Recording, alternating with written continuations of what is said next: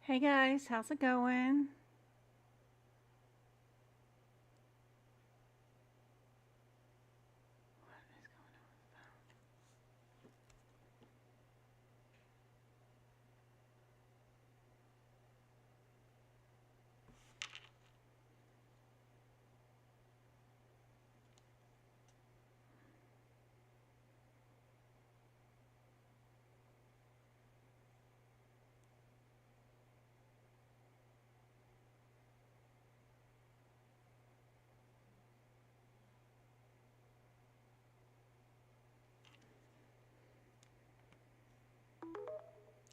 Just telling Twinkle we're going live.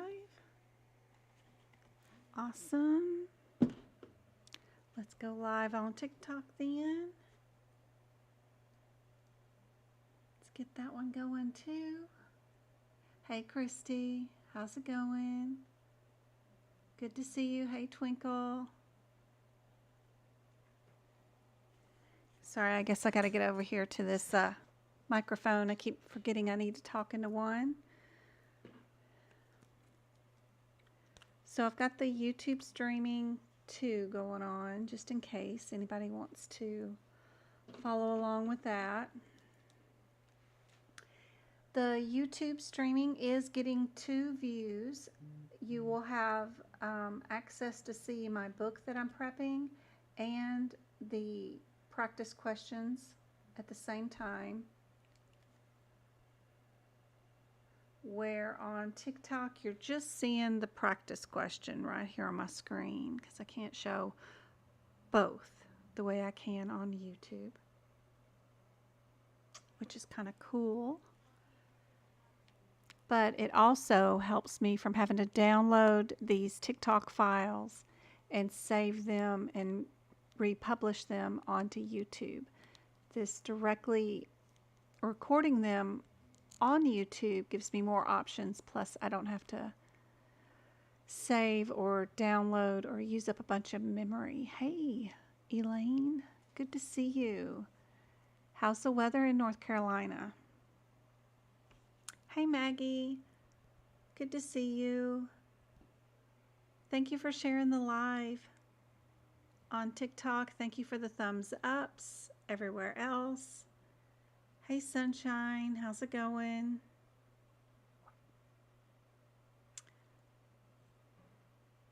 Hi, HJ, how's it going? Sunshine, I saw you had a question inside of our Discord. How do you book Friday's class? Just go to my website, Medical Coding by Jen. Just go to the tutoring page. It's right there. It's $5 if you want to join in on Friday's class, sorry. And that is only for experienced exam takers, ones that have already finished prepping all their books and they've already actually taken a certification exam and they have not passed it. Go fuss at the kids real quick.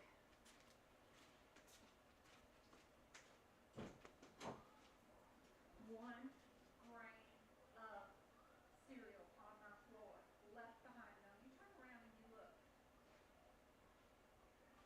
One crumb, and you ain't coming out of that bedroom. I will lock you in, bud. Yeah, and he better not leave the kitchen with it either. He waits till I hit the live button and starts doing all this nefarious stuff.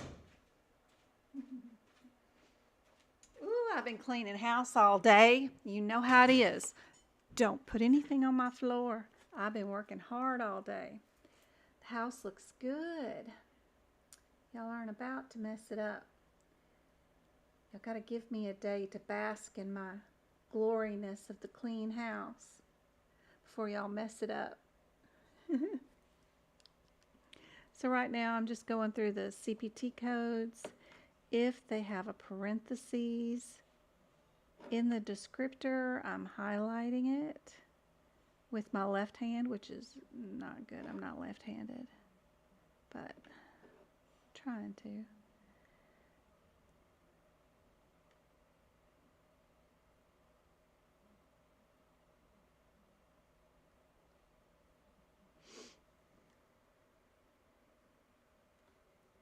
A lot of them don't have parentheses. That's okay. We don't need to worry about it if they don't. If they do, that's what I like to highlight because that is usually one of the key words that is on any medical coding exam. They like to use those words. So I'm going through the entire book of your CPT book and highlighting that. Thank you for sharing the live. Yes, I'm on YouTube too, Samantha, and you're getting 2 screens on the YouTube where you get to see my book and what I'm doing. Hey, Jesse, good to see you. You have the 2022 books, but I figured I should get the 2023 and start marking them up. Well, you can keep your 2022 books, and I created a document that's on my website. It's about 20 bucks that you can download, and you can go to either the ICD-10 or the CPT. I don't have hip picks done yet. I'm working on it. I'm waiting on my book to show up because it hasn't shown up yet. But you can go to either book and write in the extra codes that are needed and eliminate the codes that have been deleted. I went through an entire 2022 CPT book and I made it work. I was able to make all the updates. That way you wouldn't have to rewrite all your notes all over again. Although it is good practice and good learning, but it is a lot of work. So you don't actually have to if you don't want to.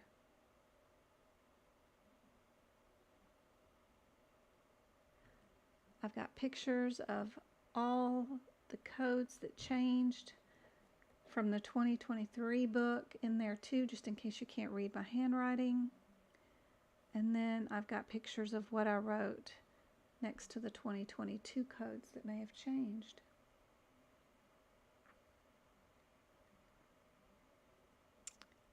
Thank you for the roses. You are awesome. Thank you for the likes and tapping the screen.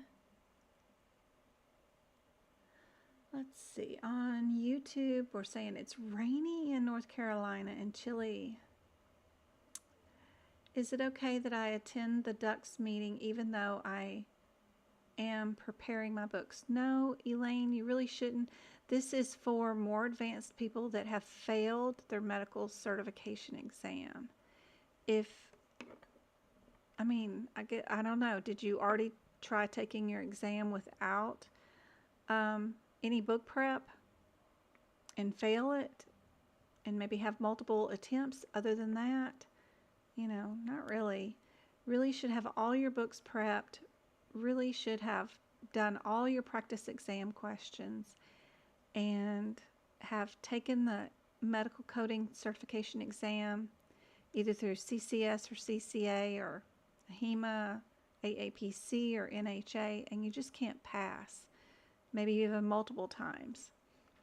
And that's what that class is for. They're more advanced, faster pace, just showing you if this was my exam, this is how I would take the question and deal with it. And this is what guidelines are going through my head as soon as I see these numbers, that kind of stuff. Thank you, Libra. And Canton, Ohio. I've been all over that country. My Travikins is from Cleveland.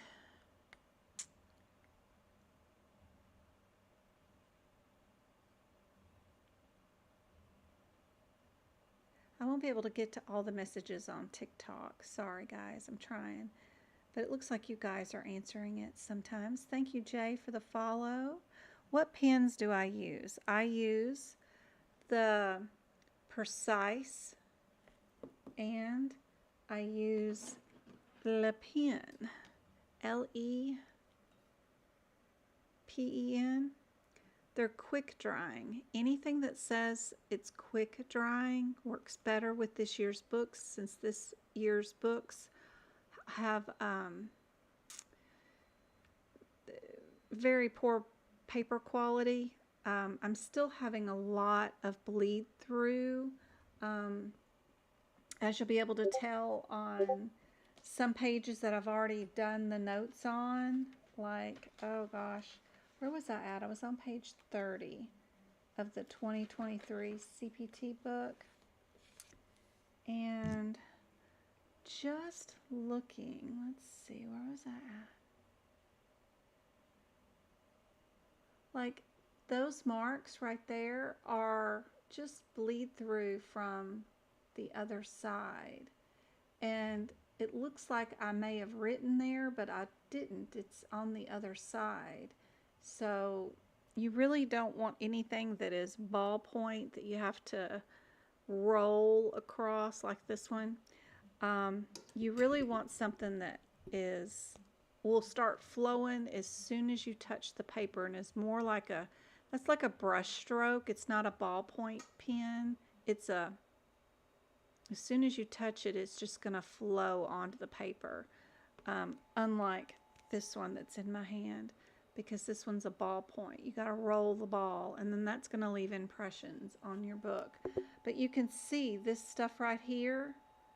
And I'm showing you guys on YouTube, but you can see that's writing underneath. It's not on this piece of paper. So when I take pictures of my notes this year and changing them into PDF pages, I have to then also go through here and white out all the bleed through, which is really hard when it goes through the numbers or pages or writing on the page.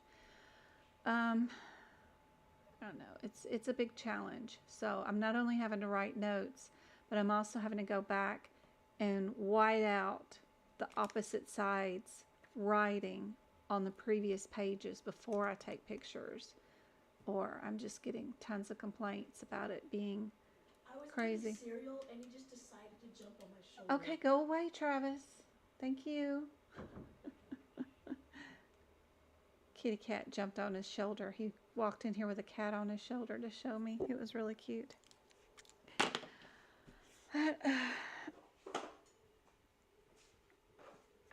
It's a challenge. It's a challenge. These books are crazy. While I'm here, if you have the 2023 book for E&M, there is, of course, a typo here on page 30. I don't know if I can get this thing. Yep. So in this chart, for total duration of office, let me show you guys right here. Got all this stuff. It's going to have to turn it sideways. Sorry about that, TikTokers. But if you're on page 30 of the 2023 CPT book, they have their minutes wrong on this chart for total duration of office and other outpatient consultations. It's the third chart down on the page where they go from 84 minutes back to 80 minutes. Well, it's supposed to say 85 minutes to 99 minutes. So it's a typo. But see how you can see the writing from the previous page underneath this chart? There isn't anything really on this chart that I've done. I haven't even highlighted anything. But you can see the previous page writing on this, which is unfortunate. I'm having to come through and white out all of that with my whiteout tape, and I keep going through them like they're water. This one's now empty. I gotta go get another one, but yeah, that's before I can take pictures of any notes. It's crazy.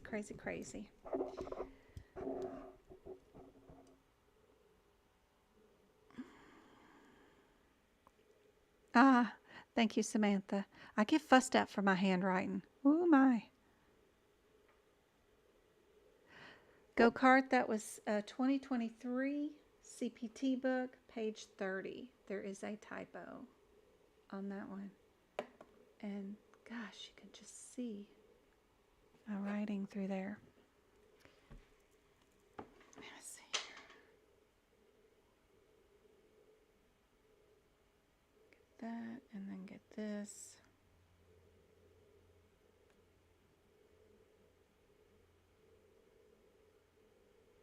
I'm also streaming this on YouTube. Go-kart, you might be able to see it better there.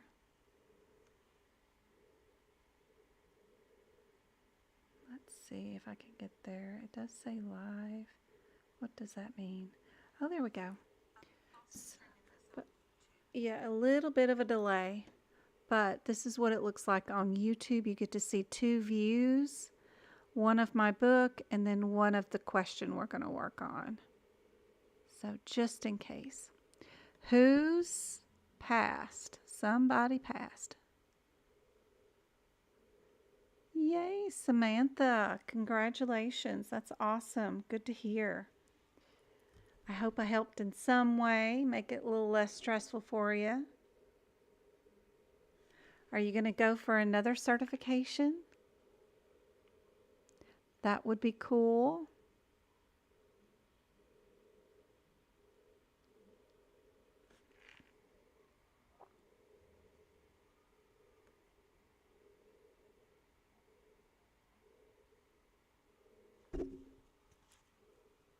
So there's the view from the YouTube channel, just in case anybody wanted to come over there.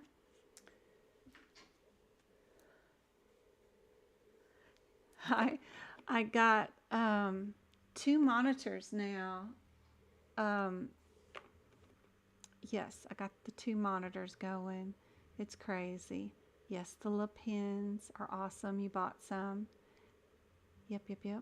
Very good. She failed in October.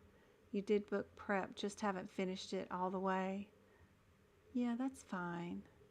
As long as you're a repeat exam taker, that's the main thing. We can always improve on notes, always.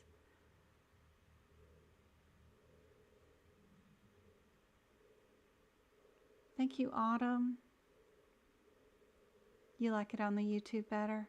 My son has been working really hard to make this a lot better for you guys. He looks at my TikTok streams and just makes fun of me and says, this is just terrible. What are you doing? How can they learn from this? And I'm like, well, I'm doing the best I can. I don't know what I'm doing, but I'm just trying to help. So he's even brought in one of his computer monitors from his gaming stuff, and until mine get in from Amazon. And now I can see my OBS feed while I'm showing you my Word documents at the same time. So that's really cool. Now I don't have to go back and forth like I did on Monday to see what I'm showing you guys. So you're going to go for your CCTVC. And you've downloaded the notes. Yep, they are helpful. Going to test. Yep, perfect. You like the TikTok view better. That's awesome. When TikTok gives me the studio ability, I will be able to have 2 screens on TikTok too, which will be really cool. We have our fingers crossed, and Twinkle and I have been really working hard on that, trying to get that done. But we keep running into obstacles, but we will get that done. Fingers crossed. Lots of people are AHEMA certified, and also, if you guys, just in case, haven't joined, be sure and download that Discord app, which is right there. It's in one of your stores, whichever one. Go to my website and go to the social media tab and click join our Discord. This is what the website looks like. It's medicalcodingbyjen.com. Super easy to get to, and the very first page is social media. When you get there, scroll till you see the join now on Discord, and I show you guys right there. When you click into that, AHEMA people, CCS, CCA, you have your own practice exam room where you can practice questions. So do the CRC, so do COC, CPMA. If anybody wants a specialty built in, I can add any rooms you want, but I got compliance, regulation, what to expect on exam day, tons of resources and help here. Just, it's all free. I can't tell you how great it is. Our routine chat is this room right there. If you need anything, if you want to know when I go live, it's all in there. Huge shout out to everybody that helps out and is in there to help answer questions for me 24/7. It's wonderful. If you need anything, that's really the place to go to, especially since it's mostly free. All right, let's look up these 99242 codes and see what we're under. What type of codes are these 99242s? We're going to be backwards. And the best thing to do during these lives is actually get out your book and start turning to the codes and try to get to them as fast as we do. And do these questions with us, right? That's going to be the best thing. So we're going to be under outpatient consultations. Our first code is the 2 right there, and then we've got the 3, then the 4, and the 5. Our differences between them is straightforward, low, moderate, high, and then just times. 20 minutes, 30 minutes, 40 minutes, or 55. And then if we go longer than 55 minutes, most of the new sections or old established sections all now have their own individual new prolonged services, so that if you go past your time level in high of your high level, then it'll tell you if you have services over however many minutes, you're going to add a different prolonged services. So usually it's just the last code that gets to add those. So that's a little something new for this year. So our office consultations have a prolonged service if we need it. So that's all I would be thinking about. We don't have to think about headers because everything's under the header. We don't have like 2 in the ER and 2 under consultation. All we have is everything under the same header, so great. Then we'll just check out our question. We're going to look for MDM and time, right? Whoops, let me get the right grabber here. Make a difference. All right. Let me get rid of that yellow if I know how. Okay, good. I hate that. Leave me alone. All right, there's our question. And boy, it looks good on YouTube. It's a little far away from TikTok views, but I know y'all can get this. So just start from the bottom up. It says the cardiologist sends a note back to the practitioner. What E&M is reported? Anybody see anything that would help out with this question? If we don't have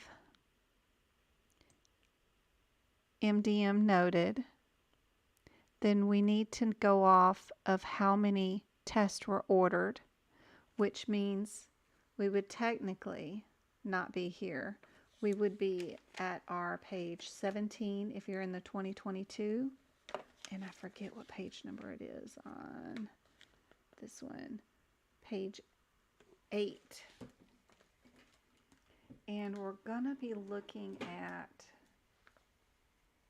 let me get this folded so I can get it underneath here. We're going to be looking here or here, right in this middle area, because if we ordered 2 unique tests, we would be limited. If we ordered 3 unique tests, we would be moderate. So that's what this little charty thing is for. Super helpful.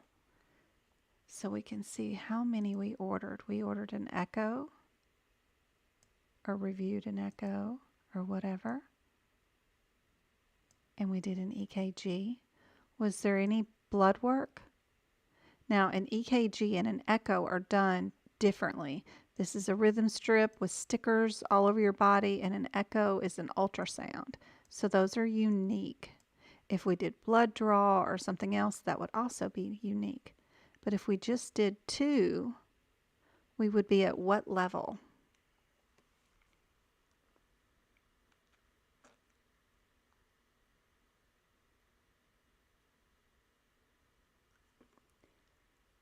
Anybody on YouTube got an answer for me?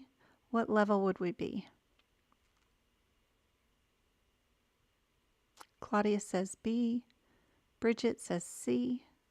Baking, good to see you. Thank you for tapping the screen. I already got 7,000 likes on TikTok. Y'all are awesome. 7 shares. Limited, which is also the same thing as, and if we go back to our consultation page 242,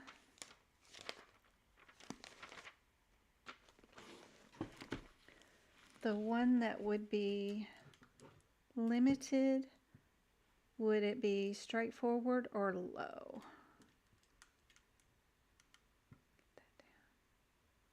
If they ever send me the code for the book, I could show off the, there we go, show off the book electronically, which is really nice. Yep, we would be low, which means we would be B. B is our answer, for sure.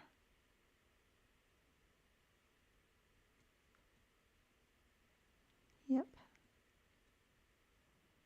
All right, our next question. What kind of code is the 99221? What's our header for 99221?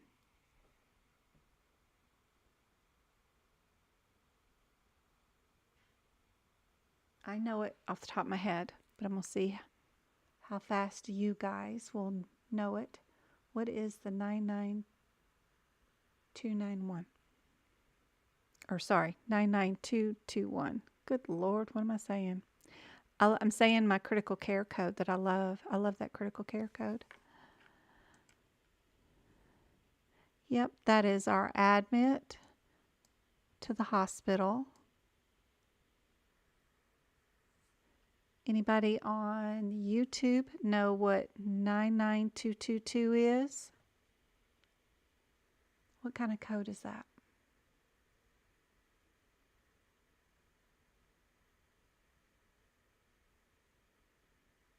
So we just need to clear our headers first. Maddie's got it. Yep. Admit, hospital.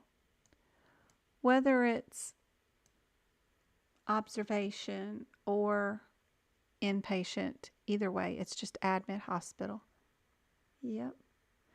What is our 99231? Be sure and turn in your book. Practice getting to the codes as fast as you can.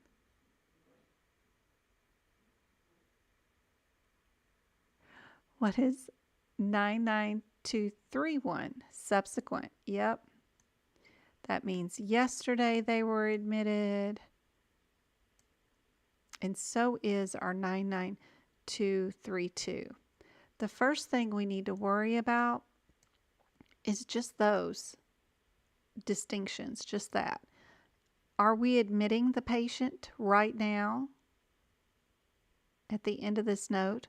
Or did we come in and see the patient after they were admitted yesterday? That's all we need to know first off the bat. That'll get us to eliminate 2 answers, and then we can distinguish the differences between the other 2. So just initial and subsequent, that's all you need. When you're going through here and looking up the codes, don't read the entire CPT code descriptor all the way through.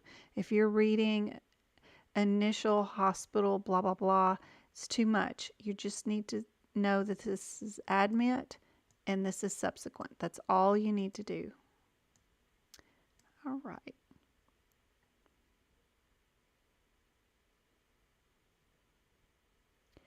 There's our question.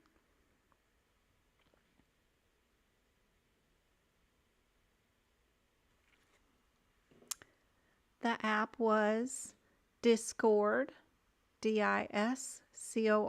Download it from your app store. It's free. It doesn't track you, nothing like that. It's safe. Then go to my website, medicalcodingbyjen.com. Go to the social media tab. It's free. You just click. Once there, you click on the join the free study group, which is right there on Discord. Throw you right in.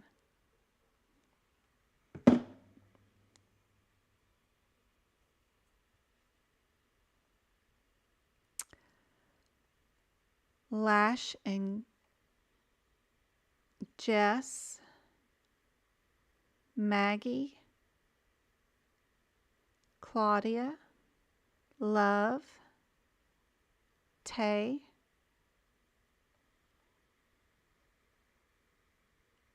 you all got it wrong, my loves.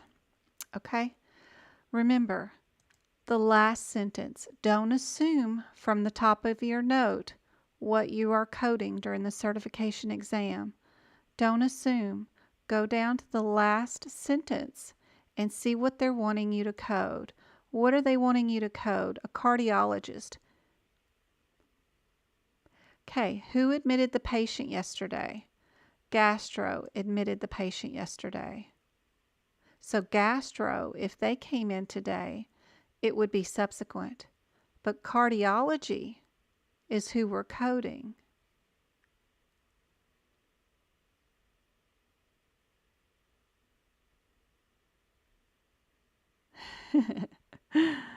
Always go to the bottom. This is how they trick you. Don't assume. So we're going to get rid of the two subsequents. Our differences between our 221 and our 222 is, let's see, time, something like that? No. What do we do for admits? It's going to be the MDM, right? 221. We've got low and straightforward in our 221, or we have moderate in our 222. So, how can we tell if this is moderate or low?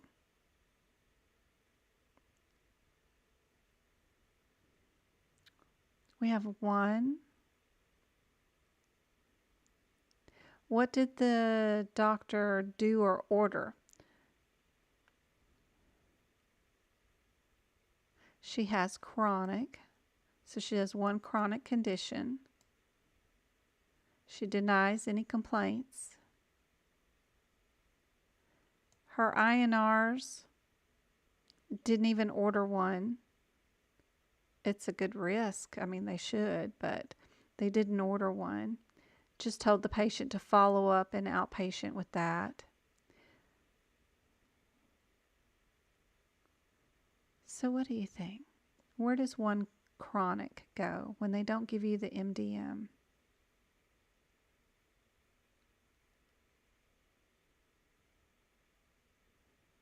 Yeah, just discussed it, didn't order it.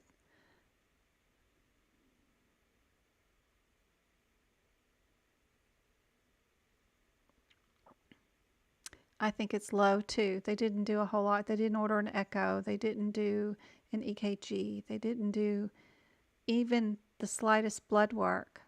So, yep, low. Plus, another observation, if it's a difference between a smaller numerical number and a bigger number, then a lot of times it is the smaller number during the medical coding exam.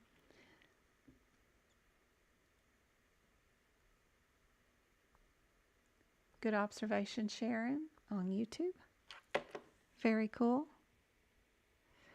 So for the 221, you could write a scenario over here near your 221s to write something about a patient, you know, down here at the bottom that was admitted yesterday by gastro, seen today by cardiology for AFib, follow-up at clinic. and we billed a 99221. Very cool note. That way you know you would see it the next time. That would be initial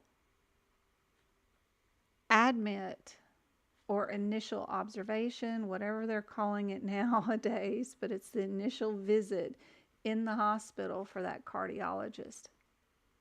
So really good note to write right there, for sure. Coumadin. Anybody that has atrial fibrillation, you need an INR. Tells you right there. It's a pro time is what they also used to call it back in my old days. It tells how fast your blood clots. And if it's too much, you've got too much medicine. And if it's not enough, your blood's too thick.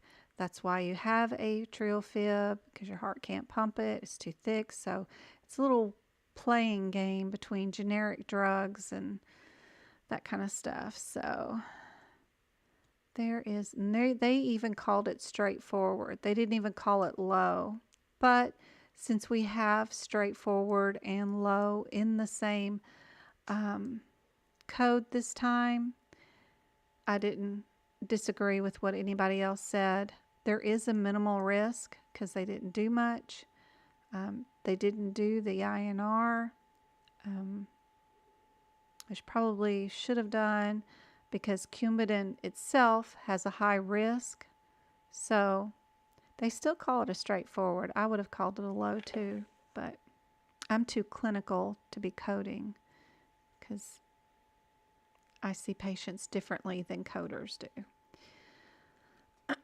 which can hurt me because I see more risk in a lot of places than should be seen, I guess, by coder. Anyway, here's our next question. We've got just the answers. Will we have services that are going to be combined? An E&M cannot be billed. Services are combined, or services can only be billed. So the two that are the similar is A and C. So the difference between A and C, we've got a word physician and the nurse practitioner. So that's what I would be concentrating on. I still see similarities in even the word codes, wordy questions. But here's our question. Be sure and check the last sentence to make sure you know what you're billing. Don't assume.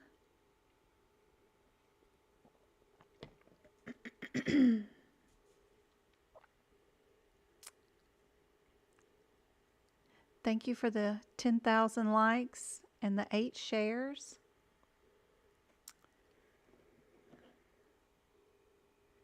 And on YouTube, it's good to see 40 of you there. That's cool. I got 67 on YouTube, no, TikTok, and then 40 on YouTube. So that's cool. Got 100 of you on. That's really good for a Wednesday night. I usually don't hit 100 until I'm on a random Sunday or something. Sometimes that gets me 100 people on. So if we have a physician and a nurse practitioner at the same oncology office and they share a patient's visit, the nurse practitioner does the history and performs the exam, and the physician comes in and completes the medical decision making. I have that happen all the time with residents. When I take Travis to Phoenix Children's or something, the resident will come in, take this long history and do a physical exam, and then the other doctor will come in and maybe do a little bit of physical exam, but normally it's just decision making that they come in and talk to me about. But how do they bill for that? So that's really cool. How do they do that? Thanks, Becky. Glad to have you here. The best places to getting books for beginners, the only books you need is the AMA CPT book, and Google it and try to find a bookstore that will give it to you the cheapest with the free shipping. And then all you need is your ICD-10 and HIPICS after that, depending on which certification you're doing. If you're doing AAPC, I recommend their books because they have a lot of information that could be questioned on, that if you get Optum or something, you won't have that information. And again, Google. Do a shopping search on Google, find a bookstore that will send it to you free shipping, because if you buy everything from AAPC, they charge you $25 a book to ship it to you. That's almost $100 for 3 books. It's ridiculous. Other than that, you don't need any books. Maybe a study guide, but really you just need to buy the practice exam questions, like what I'm showing off here from AAPC or AHEMA, whoever's doing your certification, and practice those. I teach from the exam point of view and teach you how to pass the medical coding certification exam, because medical coding is totally different out in the real world, and you are going to have to learn every single new practice that you work at's own way of doing it, based off payers, contracts, and other health plan guidelines, which won't be covered in any of this stuff. Or even in a course, if you take a course for medical coding, you won't even get much of that. You might get some differences between Medicare and commercial payer, but that's it. You don't need a diploma or anything. You just need to pass a CPC medical coding exam. A is correct. Very good job, Nellie. Happy New Year.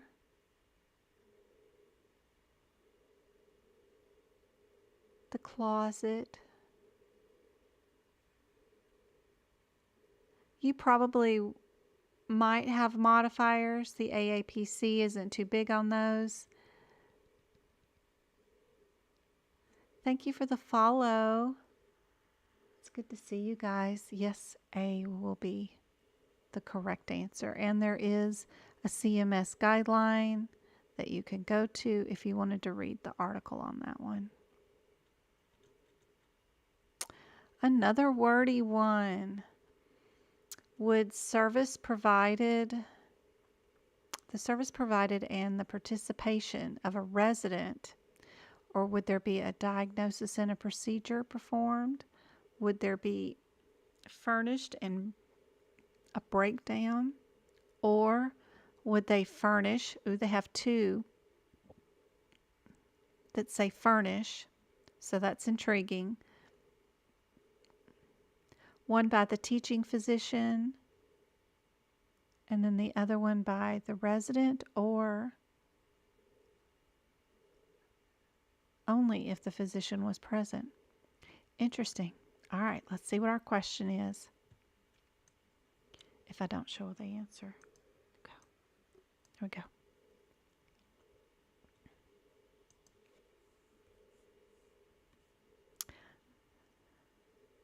Documentation must identify at a minimum which of the following when a resident is providing services under a physician present and of a teaching physician. Just like I said about Travis' situation.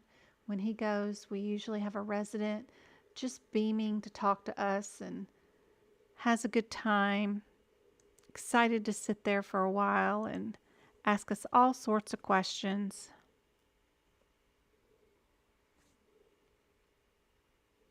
Which one of these guidelines?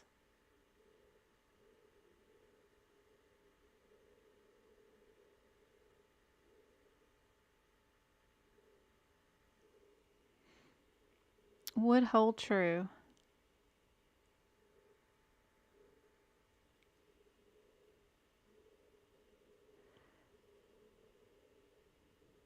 Let's see, we have the word in this one without documentation. I bet that never happens, right?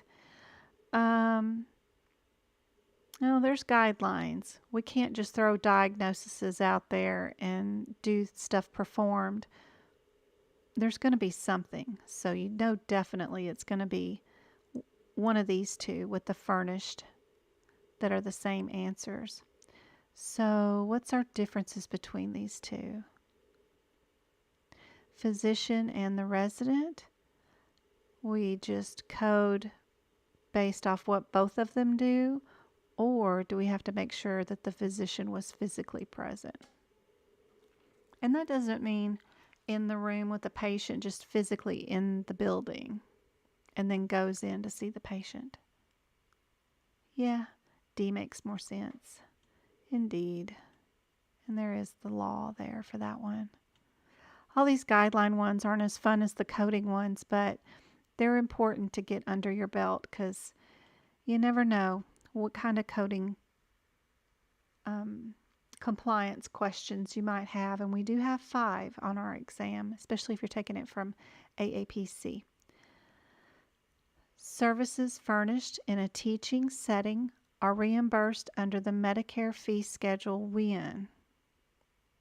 Is it when a resident is with a teaching physician and we're doing co-signatures, or when the physician is present, or without the physician present? We know that ain't going to be the answer. And then when the resident and the teaching physician are in the office suite? What do you think? And the answer is actually the same answer as the previous question. If we look at our previous question, it said when the physician was physically present. They just rewrote it in a different way. A co-signature, physically present, or in an office suite. So they like the wording physically present. So that's one of those cool guidelines that you could write in the beginning of your CPT book. If you have a page that you're doing any sort of laws like I am about any of this stuff, I use the very beginning of the CPT book, right at the beginning when they're doing all this advertising. You could write something in here about scenarios about a teaching physician and a resident equals, write those 2 words, equals when physically present, because that was the answer for 2 questions. Just make sure you have those 2 together. That will help out a whole bunch. That way you don't forget. Plus, you know the key words to look for in the answers when they're super wordy. Just keep looking for the words physically present. And then up here, was it physically present?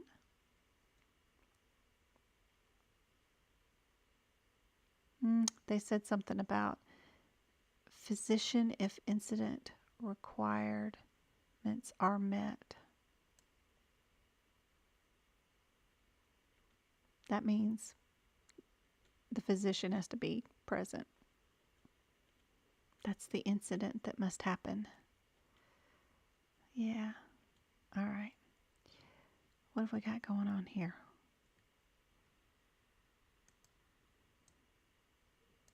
Move all my stuff out of the way. There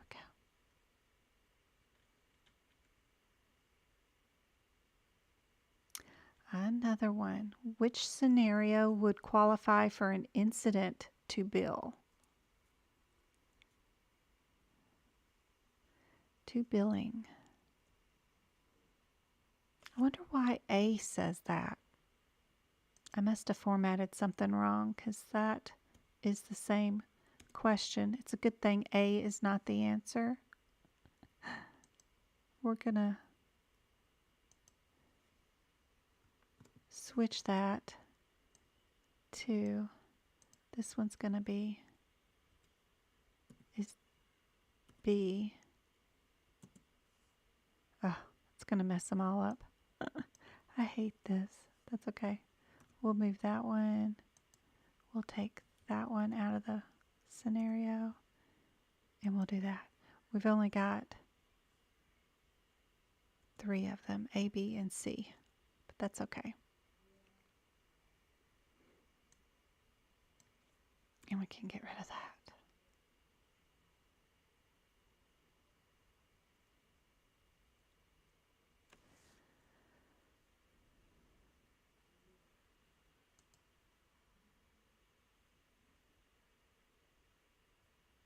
Which question was on their test?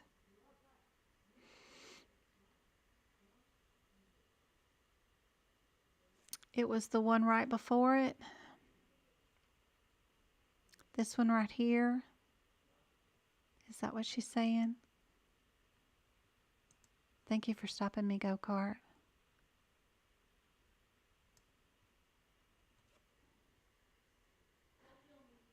Yes, this one? Okay. Let me open up that document. Let's see. Open Sesame. Let's see, do I have it listed here? What's been on the exam last 45 days? Yep. Let me grab it. Because every time you guys holla and say you got one, I'll throw it on our little document that I've got. That is, and the people on YouTube can't see it. Let me show you guys. Screen. There we go. I've got this document that I sell on my website, and it provides information about what questions I find that are on the exam. I even have some info on what was on the CPMA at the end. But this document you guys create, so the proceeds from this goes to giving people free tutoring, just tons of stuff. If they need copies of my notes or whatever, if they're having a hard time, we're always giving out stuff. I have information that people might tell me, like Tricia will say she had a pacemaker and she had an ABN and she's had an example of abuse and things like that, or just what CPT codes were on there. But I also add in what questions I find that people say was on their exam. So if you need this document, it's on my website at medicalcodingbyjen.com. It's under the shop. It's like 20 something bucks, and every time I update it once a month.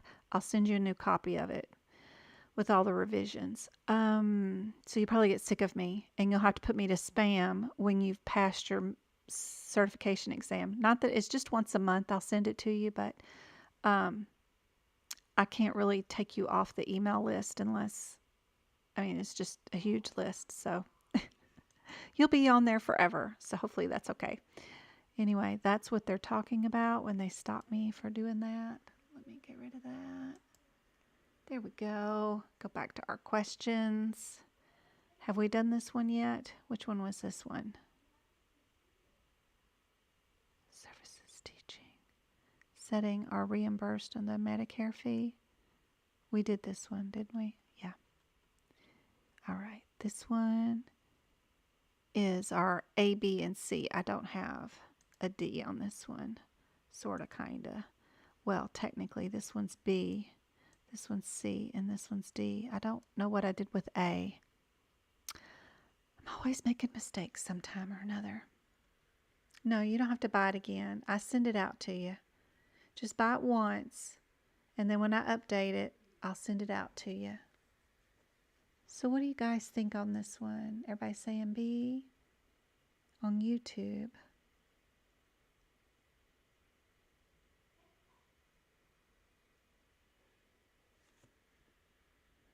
It is this one right here.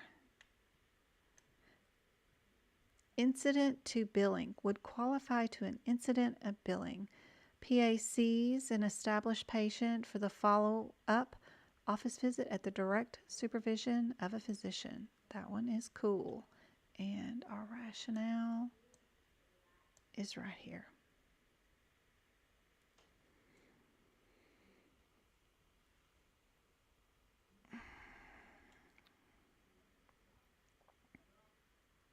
Incident 2 does not apply to hospital settings. So that's cool to know. One of those do nots. Almost done with these, I think. All right, which one is true regarding residents? Are residents within approved? Are they for any service billed?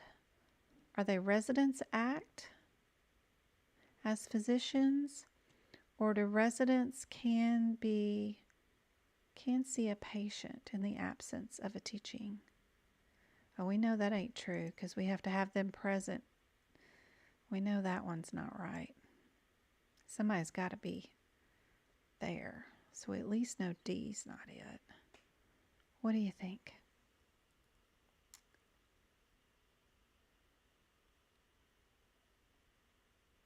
Which statement is true about residents?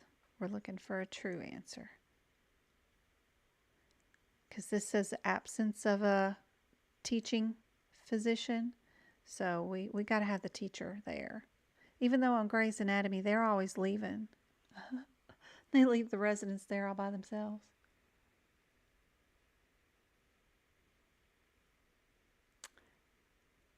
It's not B. It's not D. Nope. Nope. Nope.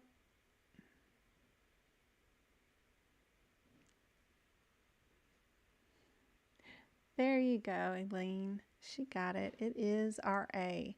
It is our graduate medical education. GME needs to be important. GME equals residents. Somebody's tearing the house down.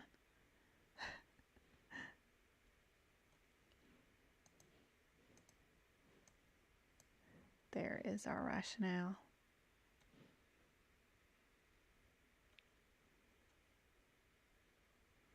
Oh boy, E&M, you guys ready? Got some more E&M coming up. All right, we've got the differences between office consultation, a subsequent hospital visit, a new patient, or an established. Not too bad. I'm going to think about that. Think about all those scenarios as I move this out of the way. Probably the easiest thing is to think about whether this is a new or established patient. I don't know.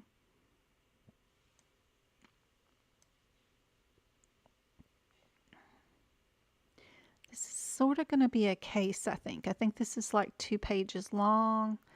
Let's go check out. Nope, we're not. We're only 1 page. Let's check out what E&M category would we be. I do have some cases coming up, so we'll see. Our plan is to work on a sleep study. She has swelling and pulmonary hypertension. Who is she seeing? Is this her primary care? Is this a consultation? Who is this? Do we know?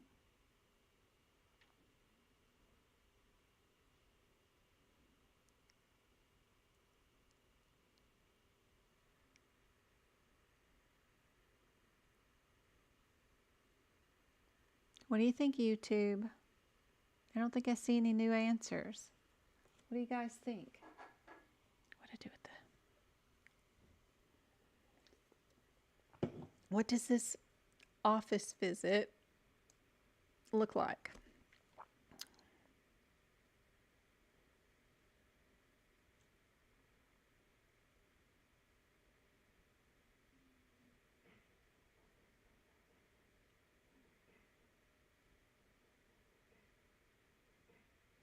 Yeah, it looks like a primary care physician who can do referrals and stuff like that, who is seeing her as a routine follow-up.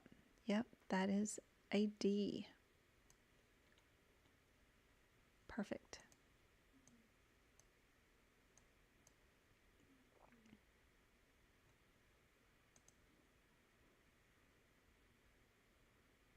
Since last encounter, did it say last encounter up there? Patient here today for follow-up. And since her previous visit for the same problem. Yep. Primary care. What is the appropriate E&M code for this? Now that we know that they're established office visit, would we code this a 212, 213, 214, 215? What do you think? What would you bill this lady? She has how many comorbidities? Are any of them exasperated? All that would matter to you if you were going to bill this one. You thought you were going to get out light, didn't you? Come on, YouTubers. TikTok's got some answers up. What do you guys think? Shannon thinks we're a moderate. Think about your patient's risk. Yeah.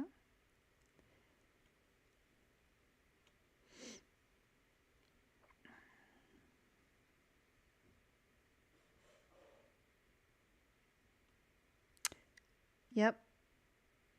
So it is a 214.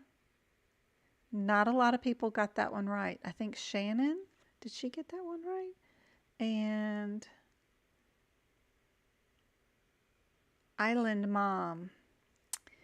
So she's got lower extremity swelling, which is an exacerbation of her chronic illness, which is hypertension. And it's going to be worked up. It's a new problem with an uncertain prognosis, which makes it moderate.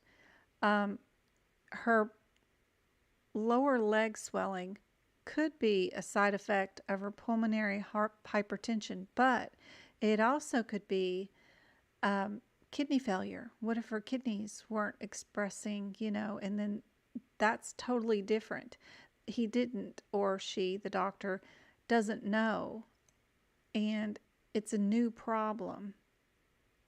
So you can't assume, and there was no diagnosis for it. So that's a really tricky one. If you're looking on that 13, that page 8 or page 17 in your CPT books, there's that one little area under moderate that shows you this. Let me show you guys on TikTok. Y'all are going for a ride, so you're turning sideways. So if you're over here, oops, no Bixby. Go away, Bixby. Go away, Bixby. There we go. It's coming back. Right here on this chart, if you've got underneath moderate, you've got one undiagnosed, uncertain prognosis problem, you're under moderate. That little thing right there is what we're talking about. Going back around, and Bixby came back up. I'm sorry, guys. There we go. So that one little thing is what's going on there.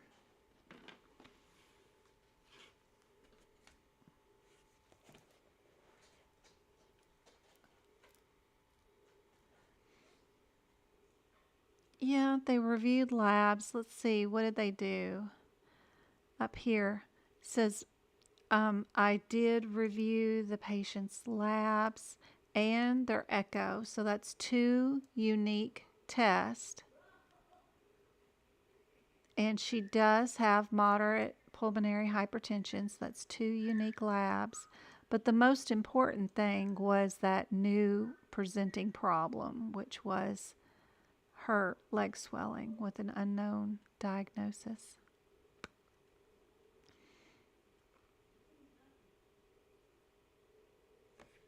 And the risk of management. So I'm not sure why they asked this again, but same case. Here's your other question about it. Oh, sorry, new case. We've got a minimal, low, moderate, or high. For this family practice note that we have coming up, we have nurse's notes that the patient is here for a cough, fever, congestion for 3 days, body aches. How would we bill this one based off what was done? We have a referral to somebody, antibiotics written. We have an increase of another medication. What level of complexity would this be for a patient? The nails are completely occluded.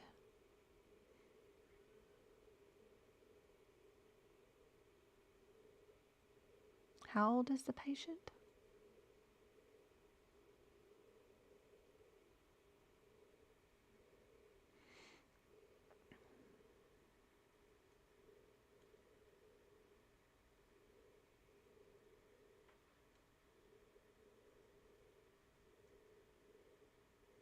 She was exposed to MRSA 10 months ago.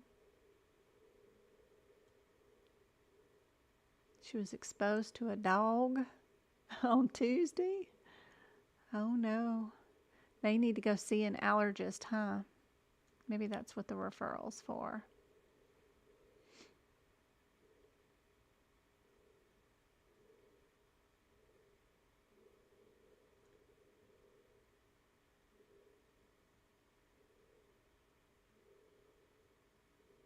They reviewed all 10 review systems were done.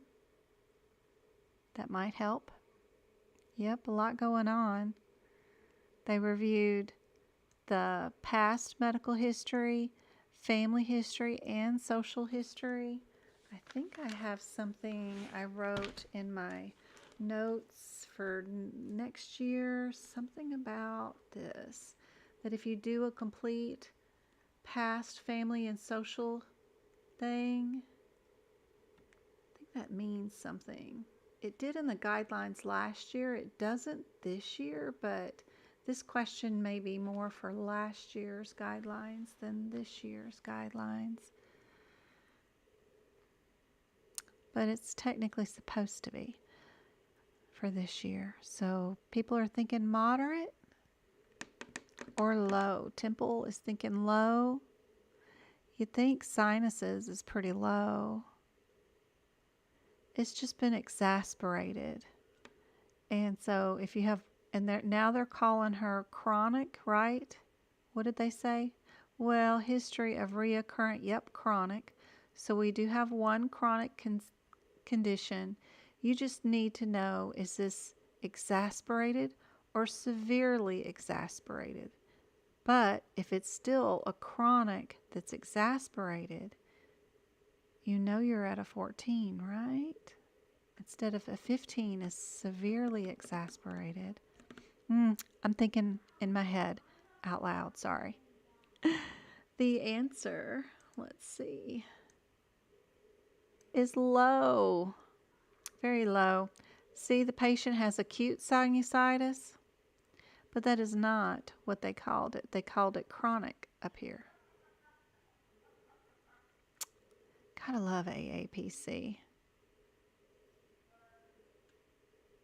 They say it's an acute, uncomplicated illness, making the complexity that way. But if you read the note, it says chronic. And it's getting exasperated because the nares are completely occluded and the Nasonex never made anything to, I don't know. I think it's one of those questions I would question AAPC on and make them do a better rationale on this one, because that's not what the doctor, oh, look right there. The assessment and plan does say acute. We were going off of what the referral was going to say was chronic. Wonder how they can do that. They can say in one area that it is chronic enough for a referral, but then go to another area and say that it is just acute. That's how they trick you in this exam for sure. We don't want to go off of, we want to stay on the SOAP note thing, which I put at the top of my evaluation and management thing. Assessment and plan. Plan is where we have our diagnosis. Stick with the plan, not the assessment. So if we'd have gone down here to our assessment and plan, we would have seen that it did say acute, which is low. So much fun. So, since we're billing this one as low, what is the risk of complications and morbidity to this patient? Are we straightforward, low, moderate, or high? Let me go yell at Travis again. Sorry, Lester. Travis, leave. Go to your room. Okay. Go. No. Okay. Now, turn off the TV and go. Go. James is asleep. Well, sorry. Go out to the garage and do it then. You're not doing it. Then you can take it off and just don't. Turn it off and give it here. Come on, give it here. Turn it off and give it here. Give it here. I'm not gonna. No, you're going to hand it to me. Come on. Come on. Don't turn the TV up, okay? I'm almost done. What time is it? I have no idea. My watch died.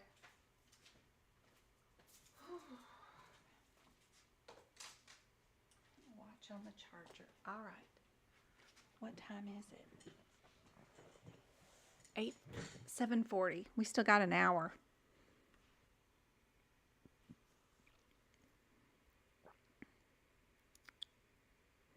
The risk of complications due to the patient's management? Definitely not high. Definitely not, could be straightforward, but the answer they're wanting is moderate, is C.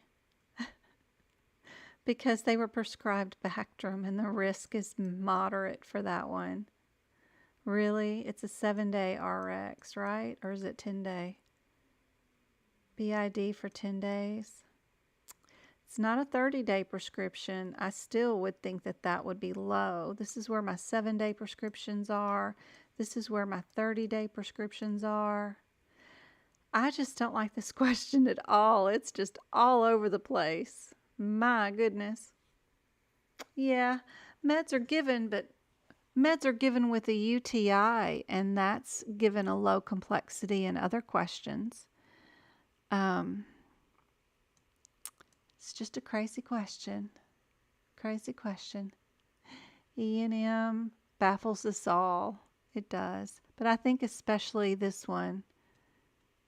But it highlights where they trick you up and where you can go wrong in these questions. And if you stick to the plan, you can't go wrong. So be sure and stay with your plan when you're at least picking out the level visit. For sure. All right. What E&M code would we report for this kid? Are we going to do a 99212, 213, 214, 215? What would we do with this one?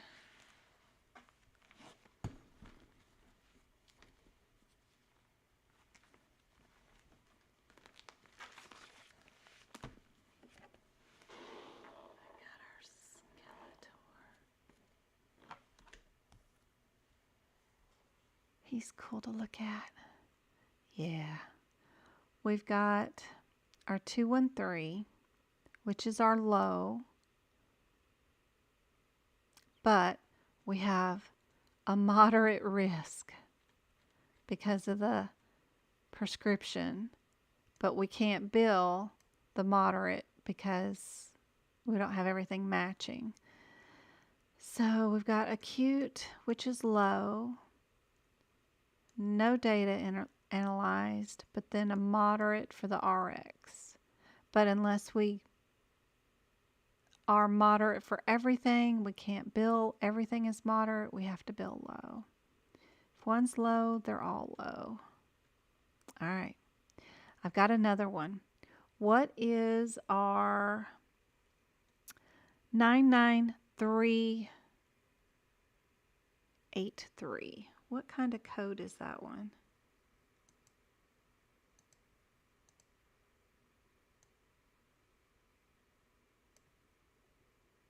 What kind of code is that one?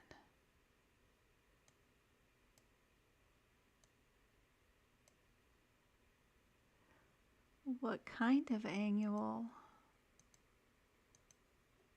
Is that a new patient or established?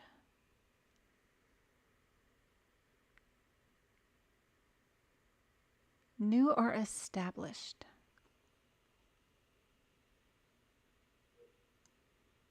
New wellness? Or no, that's established wellness, isn't it?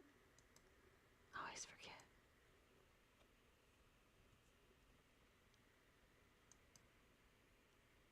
Yeah. New wellness. The next one is our established wellness.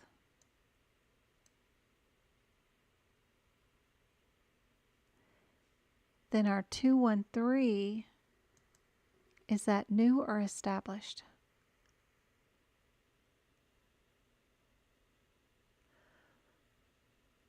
It's also called, Michelle and Temple, a risk evaluation. They can call it all kinds of things. Preventative. This one's established. And our 203 is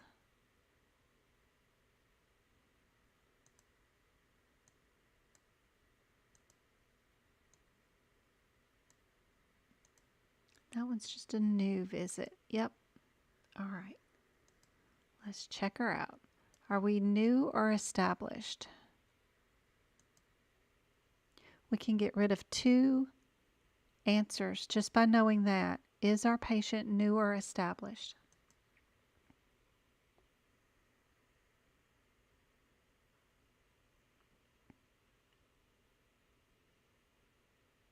Is our patient new or established? I don't care that it's preventative, but I need to check off that first. Yep, we've got established. So we'll get rid of A and D. Then we just got to check out if we're billing an office visit or a wellness. Now, before you pick an answer, remember to look at the very bottom of the question. What if they asked you, which I've seen on the exam, what if the patient also gets a wart removed today during today's visit? What would you bill for the wart? Well, that would be a totally separate billable E&M for the wart removal, and you would bill a 213. So be careful. Don't get stuck in headers on these notes. Let's check out our last sentence. Make sure that's what we're being asked to bill for before we get settled. Just to make sure. Yeah, what would be the appropriate E&M? That's all. Patient instruction to follow up in 1 year. They did do a 10-year-old wellness and scoliosis. So perfect. Y'all are right with the wellness exam. Just be careful during the real exam that you don't just assume what they're asking you to pick the right answer for. Make sure you really know what they're asking you to answer. That will help out a whole bunch.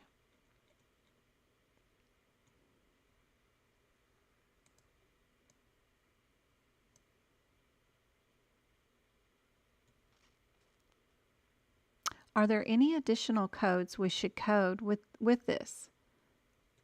Along with the wellness, what did we do today? What else did we do today?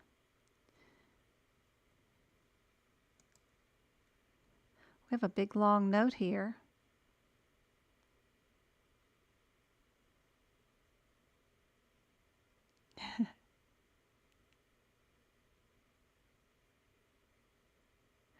Yeah, if we removed the wart, we would have the 25 modifier, but we didn't need it for today. All we did was the wellness. But what else did we do that could be billed here?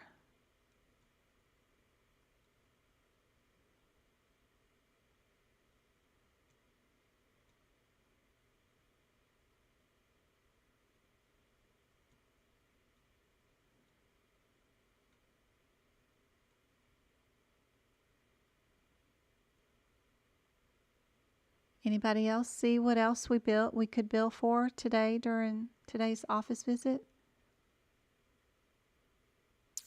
Yeah, I know the 99398, but what else could we bill for? There you go, MK. What kind of lab? Good job, lady. Lady says we can bill for hearing exam. Did we do a hearing? We did. We did an auditory, air only. And we did a urinalysis, a dipstick, automated dipstick, which is important. So what additional codes would that be? Would that be A, B, C, or D?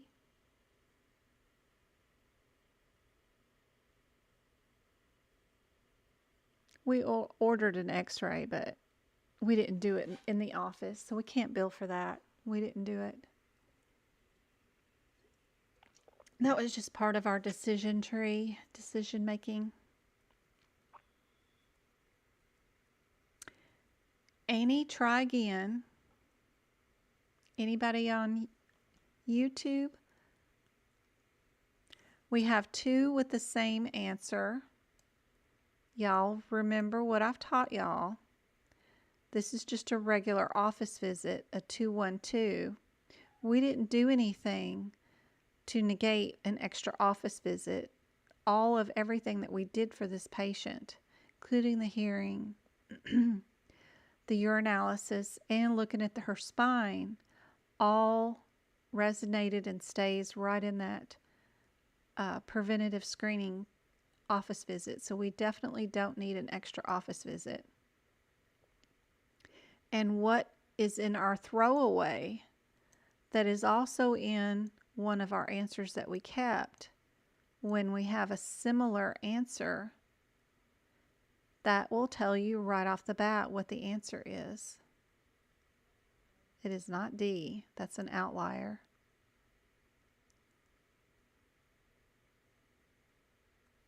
There you go, Annie. Yes, C. When you have two answers with the same CPT codes, be sure and pay attention. There's usually only one difference between those, and they want to know if you know the difference. I often find that difference in one of my throwaways. So I knew I didn't need to bill another office visit, but it actually had me pointed to the right code that was in the two that I was keeping, noting that C is the right answer. But irregardless, you could just look up which one, verify which one of these dipsticks is a dipstick urinalysis with an automated system. The other one is a visual, and it's not automated. So yes, C is your answer.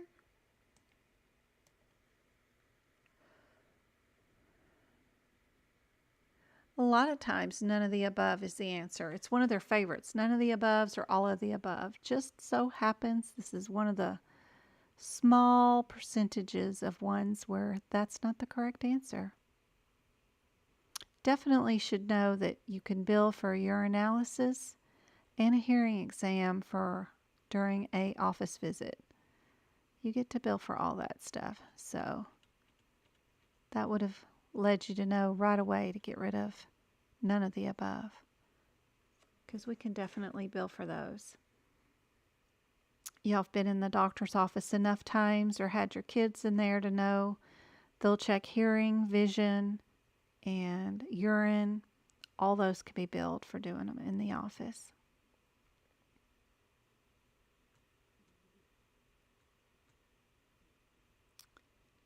All right, we've got another case. Are we going to bill minimal, low, moderate, or high for this one?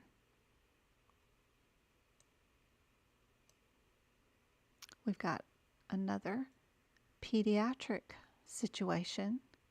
17-year-old. Let's go down to the bottom, see what we ended up with, see what our question is asking us. What is the number and complexity of the problems addressed in today's encounter? Okay.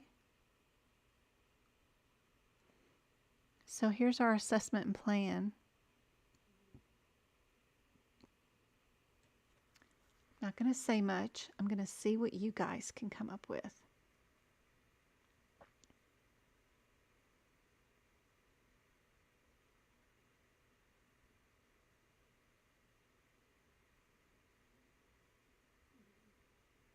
Because Elaine, we didn't do anything in that wellness exam that wasn't in the scope of practice to do during a wellness exam. If we removed a wart or she had a chief complaint of some sort, there was no chief complaint. There was nothing. It's just there for wellness. And we found scoliosis and did a referral to an x-ray. And a lot of times we do find curvatures of the spine due to kids carrying really heavy backpacks or cell phone neck stuff nowadays. But all that's normal. Nothing that would be out of the ordinary. That's all in the scope of the wellness exam. It's all included. If they fell in the parking lot on their way in to their wellness exam, had a laceration, and we ended up needing to do stitches or something, that might qualify for a regular office visit because the laceration will need its own history, exam, and MDM. But nothing that we did in that wellness exam required an individual history, exam, and MDM separate.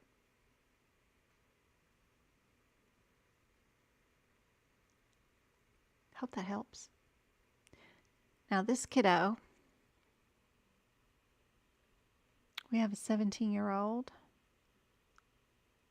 new patient. We're looking to see if we're minimal, low, moderate, or high. They have flank pain for 2 weeks.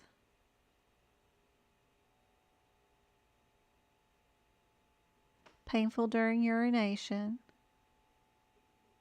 Had 3 CT scans done.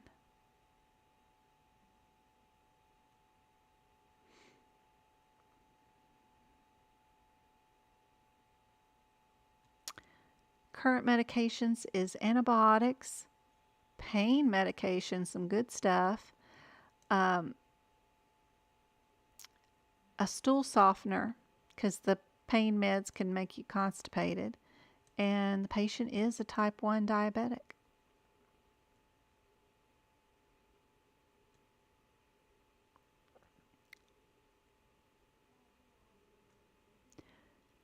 They did go over some lab work.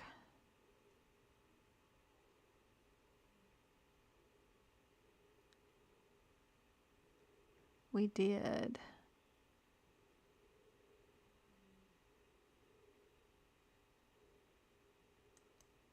Lab test, CT, isolated. We will obtain another scrotal ultrasound as well as calcium creatinine ratio. So we've got lab drawn, we've got an ultrasound ordered. We went through lab work and we went through CT scans. So we've got 4 unique tests, either ordered or reviewed.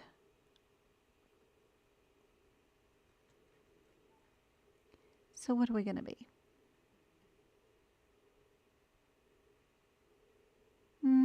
Patient, it doesn't much matter about the patient's blood sugar because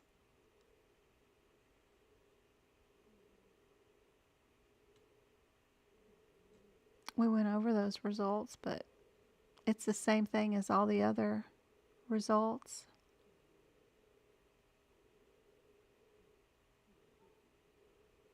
Patients here for groin pain, not diabetes, probably being followed by an endocrinologist for that.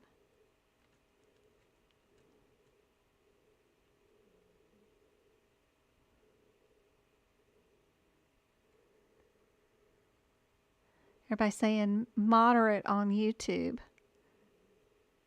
What about TikTok? Baking, moderate. Yep, we are moderate.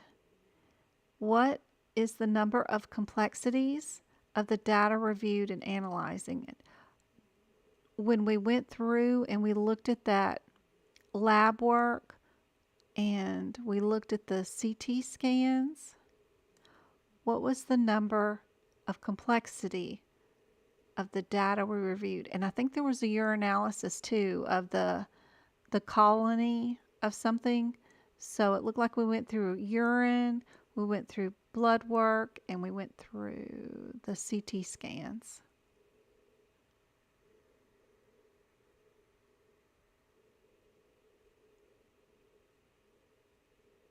Yep, and we went through those CT scans too, MK.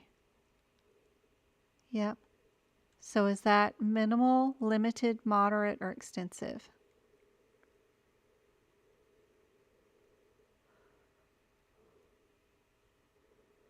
Elaine says moderate.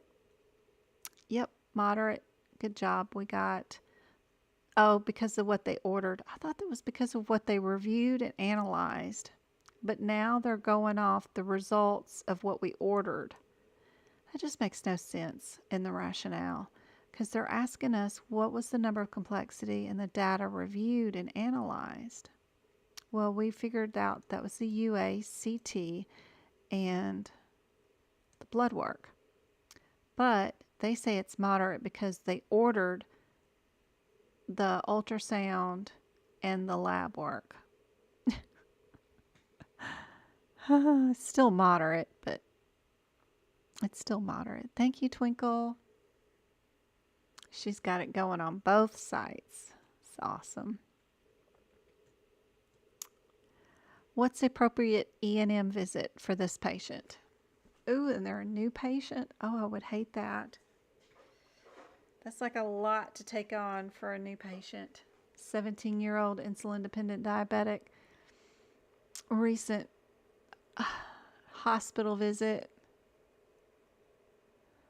Oof.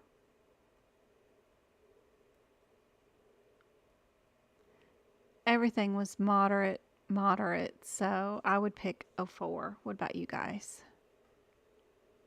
Thank you for the likes, Emily. 16,000 likes and 12 shares. Thank you, guys.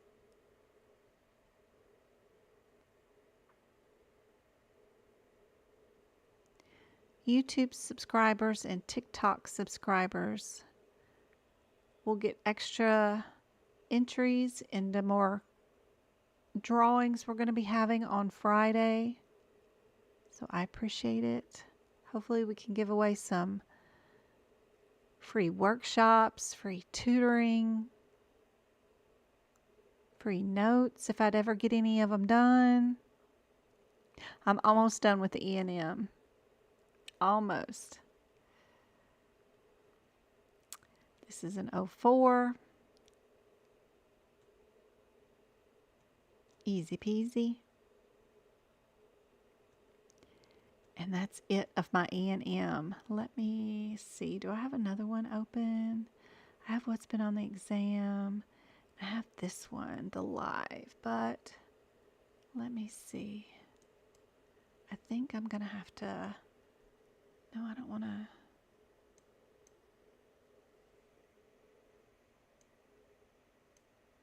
Let's see. if I can't get this to show on TikTok. What does that do? What does that do?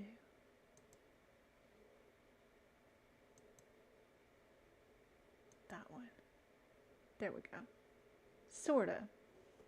You lose my book view, but this one, if we have both regular CPT unlisted procedure codes and Category 3 codes that may exist to report in the same procedure, which one should we report first? Do we report unlisted procedures under CPT? Or would we do a Category 3 code?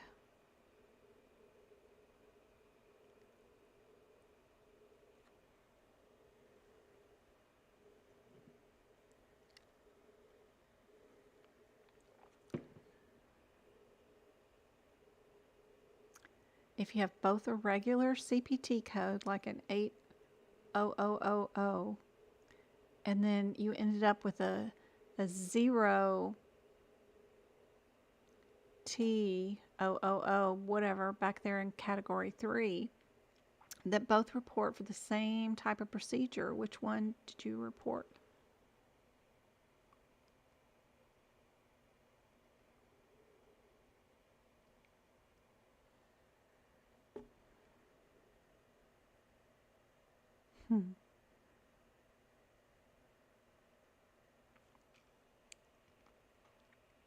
You read this one, MK, in the back of the book? This one I got from their E&M course.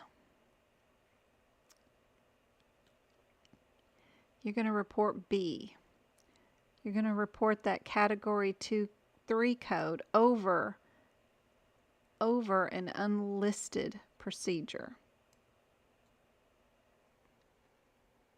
Just put in your book somewhere, unlisted procedure versus Category 3 code.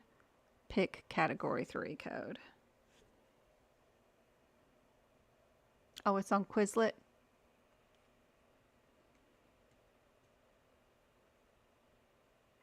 How frequently are Category 3 codes updated?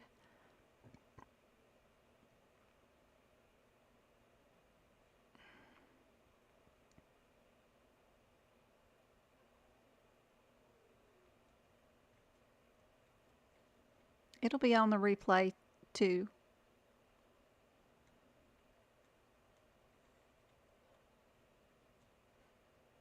How frequently are Category 3s? You were practicing the matching? That's awesome. All right, YouTubers. How often are Category 3 codes updated? Reba says B. Hey, Alexis. Good to see you.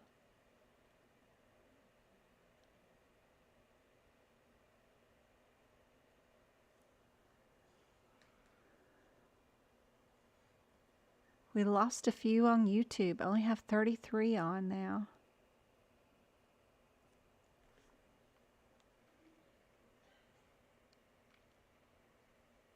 It is semi-annually. Yep. What about this diagnosis code? Oh my. When you see this, I start thinking about symptoms over hypertension. If we have anything, hypertension, you know it's not going to be symptoms. So I'm probably going to get rid of these and not worry about them. I would just think about, does this patient who I'm going to look at have 3 diagnoses, or do they have 2 diagnoses? What would be more likely for AAPC also? Would they have a patient with 3 diagnoses or 2? I could probably go on and pick C and move on with my day and not worry about anything else as far as reading the question. But in case you're not brave enough to do that. Let's check out our patient. Our diagnosis is coronary artery disease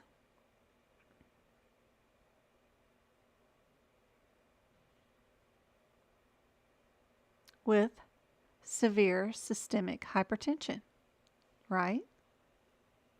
I'm only counting 2. What do you guys count?